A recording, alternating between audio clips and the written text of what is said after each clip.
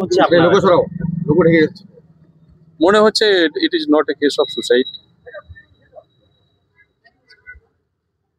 মানে কেন মনে হচ্ছে যে অ্যাকচুয়ালি ঘটনাটা ঘটেছে রাত, আমাকে ফোন করা হয়েছিল 2:03 নাইট ওয়ার্ডেন ফোন করেছিল, কিন্তু পরে জানতে পারলাম যে ঘটনাটা ঘটেছে 1:20 ওরা ফোর্সলি ঢুকেছিল দরজার মধ্যে, যে রুমে আমার মেয়েটি ছিল আর কি। তো আর 1টার সময় আমার মেয়েটি পাশের রুমে ওর ফ্রেন্ডসের সাথে গল্প করে টয়লেটে যায়, টয়লেট থেকে বেরিয়ে 1:05 রুমে প্রবেশ করে। That means 15 minute in between থাকছে আর কি তার মধ্যে ওই কাজটা করার জন্য। তো 15 মিনিটের মধ্যে এটা কি করে সম্ভব? That is not possible. মানে কি মনে হচ্ছে? আমি ভাবছি এটা সামথিং ইজ মানে হ্যাপেন্ড, ইট ইজ মানে কোনোভাবে এটা ঘটানো হয়েছে এবং পরিকল্পিতভাবে ঘটানো হয়েছে। আমি গত 15 অগস্ট আমার মেয়েকে ছাড়তে আসি এবং 16 তারিখে আমি নিয়ে এসে আমি প্রথমে হোটেলে থাকি, কারণ ওর শিফটিংয়ের ব্যাপার ছিল। ও সেকেন্ড ইয়ার থেকে থার্ড ইয়ার শিফটিংয়ের রুম শিফটিংয়ের জন্য আমি আমার মিসেস এসে ওকে রুম শিফটিংয়ের জন্য সমস্ত কিছু ব্যবস্থা করে 3 দিন পর আমরা পরে 19 তারিখে আমরা ফিরি।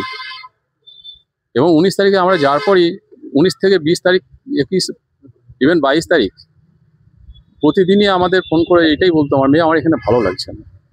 ভালো লাগছে না কেন? এই তো তুই এলি ছুটিতে, তার আগে 2 মাস তুই ঘরে ছিলি, এই তো এলি, আবার ক্লাস তোদের CA2 শুরু হবে, তা এখন তুই আবার তো পুজোর ভেকেশনে আসবি, আরো কয়েকদিন ক্লাস কর, কতদিন তো তোর ক্লাস করা হয়নি, অসুস্থ ছিলি, তা ঠিক আছে আবার নিয়ে আসবো, পুজোর একটু অ্যাডভান্স তোকে নিয়ে আসবো। কিন্তু ও প্রায় ওই ছেড়ে যাওয়ার পর থেকেই ও বলে যে আমার শরীর, আমার মন ঠিক নেই, আমি বাড়ি যাব।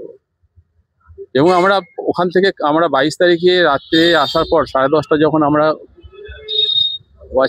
নাইট ওয়াচম্যান তার আগে যখন 2টোর সময় ফোন করে, আমরা সেদিনই রাত্রে রওনা দিই এবং পরের দিনে রাত্রি 10টার সময় আমরা হোস্টেল কম্পাউন্ডে এসে হাজির হই এবং দেখি সবাই আমাদের জন্য অপেক্ষা করছিল। এবং নাইট ওয়ার্ডেন যে ছিল ওনার সঙ্গে সব পুরো ডিটেলস জানতে পারলাম। জানতে পেরে এইটাই আমার যেটা মনে হচ্ছে যে টাইমিং ইজ প্রবলেম।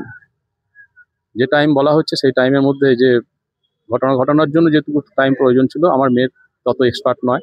আমার মেয়ে বহুদিন মানে খুবই সেন্সিটিভ এবং খুবই উইক এইসব সাইডে সমস্ত। একটা আরশোলা দেখলে, একটা পিঁপড়ে দেখলে লাফায় আমার মেয়ে, সে এই জিনিস এইভাবে এটা করা যেতে পারে।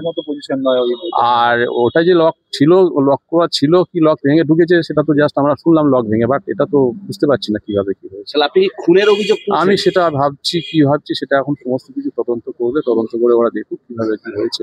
আমি এটা চাইছি যে তদন্ত হোক, পূর্ণাঙ্গ তদন্ত হোক, তদন্ত করে ওরা যা পাবে যেটা হবে। আমার মেয়ের মোবাইল আছে, আমার মেয়ের ল্যাপটপ আছে, সব ওগুলো আছে, হোস্টেলে এখনো আছে, কাস্টডি আছে। আমরা এখনো রুমে আমরা যাইনি, পুলিশ পরে আমাদেরকে বলবে যদি।